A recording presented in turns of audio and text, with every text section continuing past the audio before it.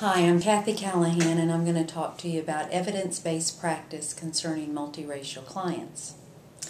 There are numerous counseling theories in practice today in the Western, European, Asian, and African American cultures, not to mention other areas of the world that have their own thoughts about the best methods to use in helping clients that might not be from their own geographic location. It is one thing to learn and become efficient with the theories that may work for your culture's clientele, realizing that one theory does not fit all situations accurately.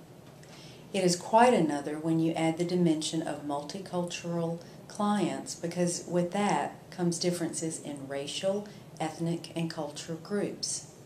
We will look at a few theories and best practice methods in this research that seems to be quite effective in the multiracial population, as we unfortunately cannot touch all of them.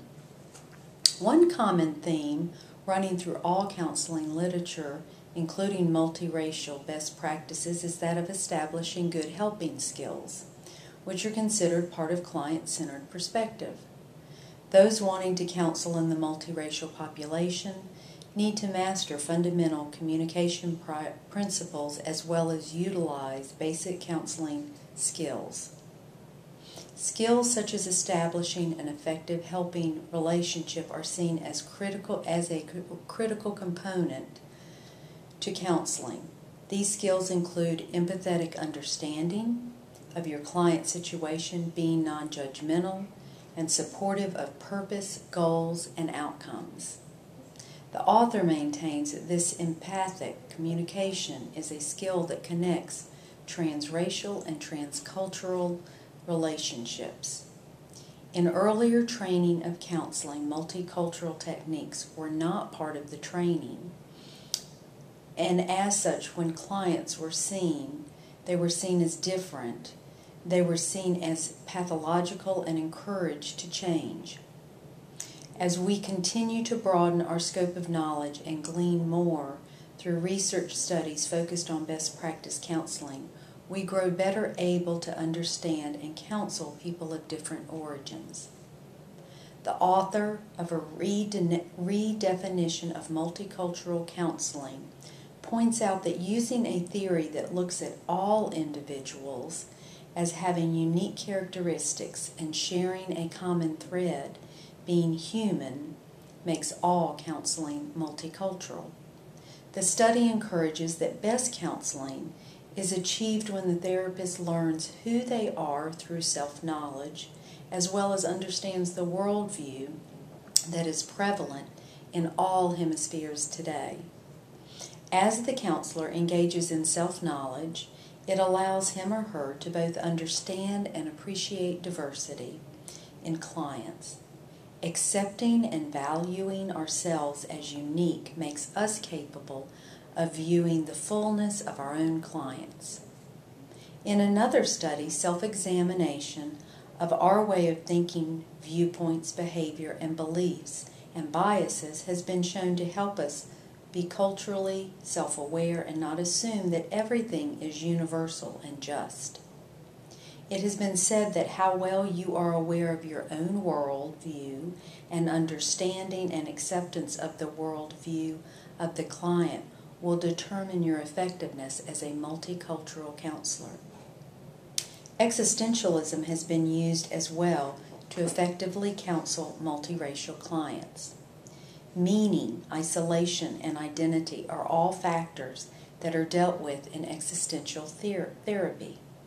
One's meaning in life can give them purpose, energy, and vitality to keep taking the next step in order to have a more satisfying life. Another person or society cannot construct an individual's life or meaning for them, and this is a critical element in counseling a client, helping them find a meaning that is genuine and doesn't feel foreign. Isolation can threaten a person by not having a connection to a support unit. We all have a basic need to feel connected to others, and living in a culture where you are marginalized, feeling like you don't belong to a particular group can have negative outcomes. We all have a drive to feel significant in another person's life or world, so we work towards making a connection.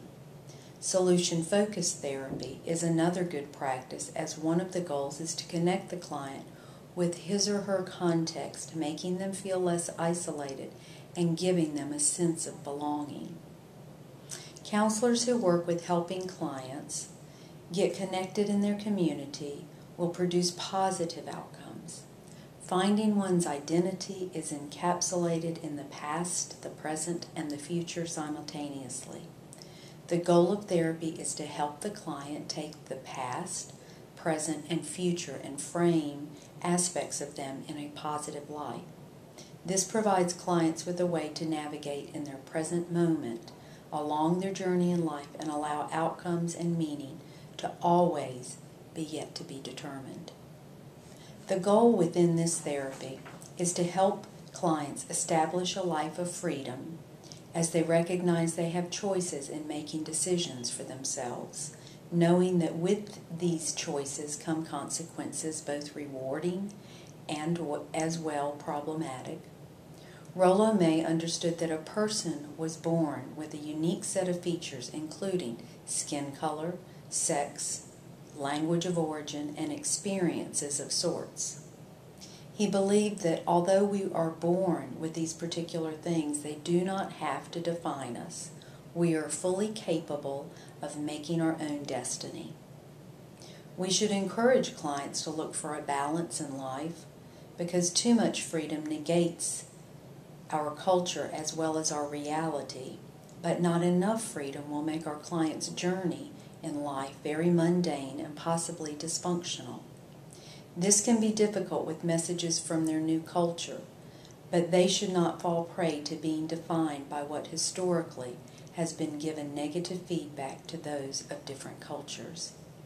One must pursue their own responsibility to construct their own world, and as Kierkegaard said, embrace your individual, authentic freedom. Thank you.